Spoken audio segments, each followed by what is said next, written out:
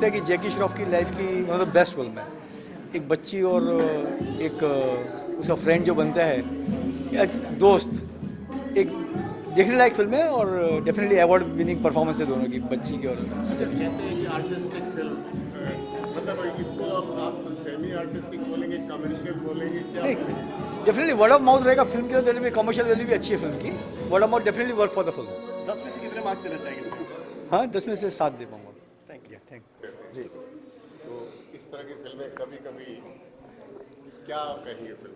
मैं तो फिल्मों में काम करने का भी मुझे सौभाग्य प्राप्त हुआ, कुछ फिल्मों में मैंने काम भी किया एज एन एक्टर, और कुछ फिल्में प्रोड्यूस करने का भी मुझे मौका मिला, डायरेक्ट करने का भी मौका मिला। लेकिन ये फिल्म देखने के बाद मुझे लगा कि यार मैंने ऐसी फिल्म बनाई क्यों नहीं, सोची क्यों नहीं, आज तक ऐसी फिल्म में मुझे काम करने का मौका क्यों नहीं मिला। तो मैंने फिल्म देखने के दरमियान 2-3 दुआएं मांगी।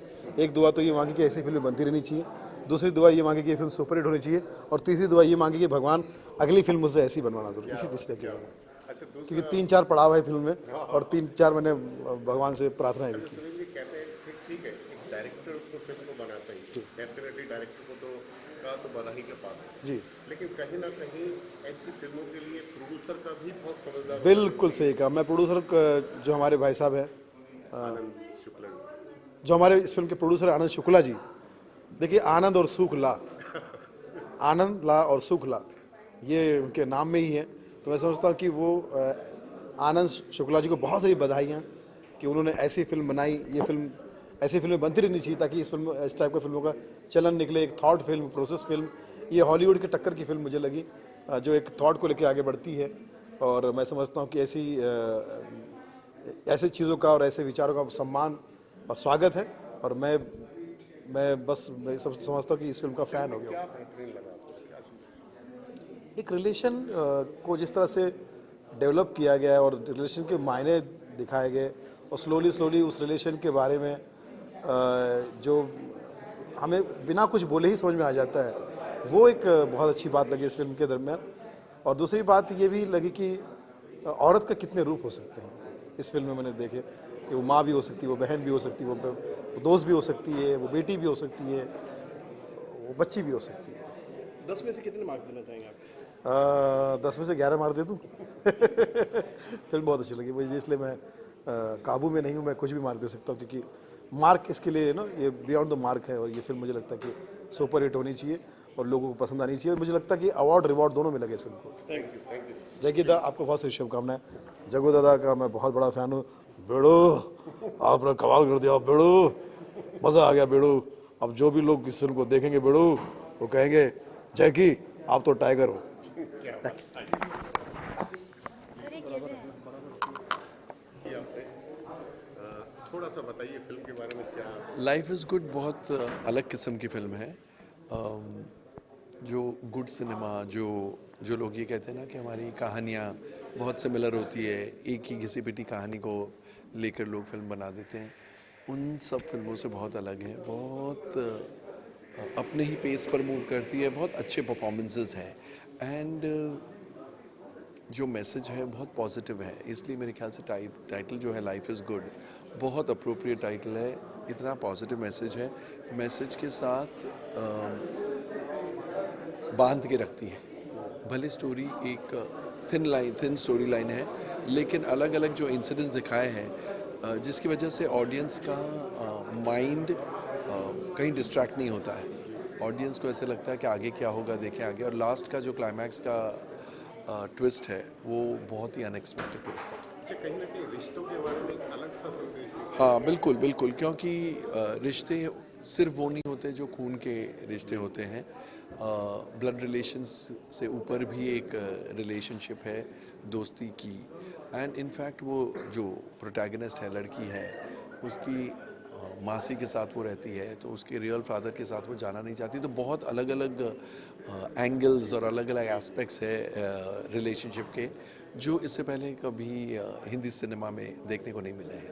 अच्छा सर, अभी आप तक अभी तक देखा होगा जो भी क्रेडिट होता है या तो एक्टर को दिया जाता है, या फिर डायरेक्टर को दिया जाता है, या फिर राइटर को दिया जाता है। लेकिन इस फिल्म से आपको नहीं लगता कि एक प्रोड्यूसर को भी पूरा क्रेडिट जाता है? उतना समझदारी से उसने फिल्म डेफिनेटली और खासकर इसलिए भी क्योंकि नए प्रोड्यूसर हैं। जनरली जब नए प्रोड्यूसर्स आते हैं वो एकदम कमर्शियल सिनेमा जो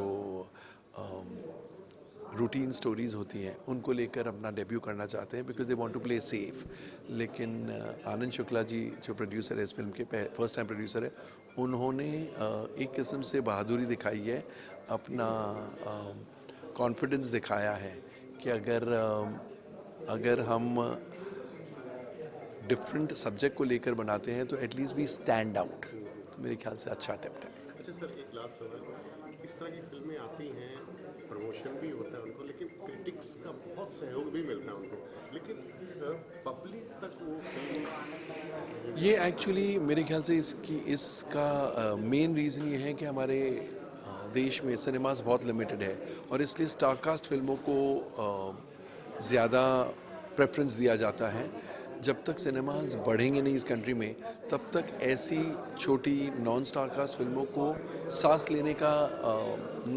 लेने की ना तो जगह मिलेगी और ना तो टाइम मिलेगा।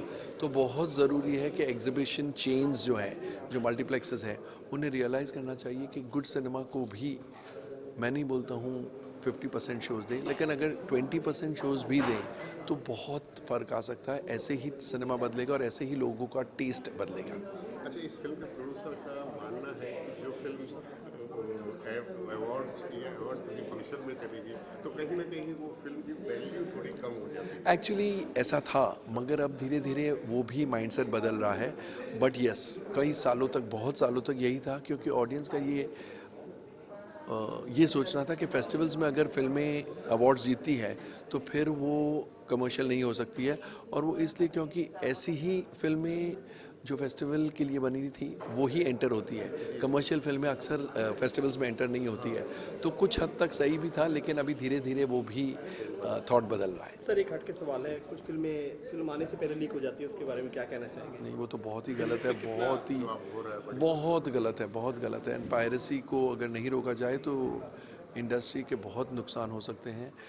उड़ता पंजाब तो चलो लोगों को पसंद आ गई और सिर्फ 2 दिन पहले लीक हुई थी। कल भी प्रेस कॉन्फ्रेंस हुआ है इस मूवी को लेकर। लेकिन ग्रेट ग्रैंड मस्ती का ऑनलाइन लीकेज मेरे ख्याल से 9 या 10 दिन पहले हो गया, जिसकी वजह से उस फिल्म को बहुत नुकसान हुआ। पिक्चर अच्छी नहीं थी, वो बात अलग है, लेकिन अगर ऑनलाइन लीक नहीं होती तो कम से कम 8-10 करोड़ के कलेक्शन ज़्यादा होते। क्या सेफ्टी रखनी इसके लिए, कैसे रोका जाए? सेफ्टी क्या, जब तक कानून हमारे साथ ना हो, सेफ्टी तो सब कोशिश करके रखते हैं, लेकिन कानून का साथ ना हो तो मुश्किल है। सब कहीं ना कहीं देखिए टैक्स देते हैं, सब कुछ होता है, इंडस्ट्री हर तरह से 100% कहीं ना कहीं ये फर्ज तो बनता है। 100% गवर्नमेंट का, ऑफिशियल्स का, अथॉरिटीज़ का फ़र्ज़ बनता है। लेकिन फिल्म इंडस्ट्री का अफसोस, मतलब दुख भरी कहानी यही है कि एंटरटेनमेंट है, इसलिए एंटरटेनमेंट को मजाकिया तौर पर ही लेती है गवर्नमेंट भी, अथॉरिटीज़ भी। उनको लगता है एंटरटेनमेंट है तो कुछ भी चलता है, लेकिन कुछ भी नहीं चलता। जब नुकसान होता है तो पैसों के मामले में ही नुकसान होता है, तो बुरी बात है।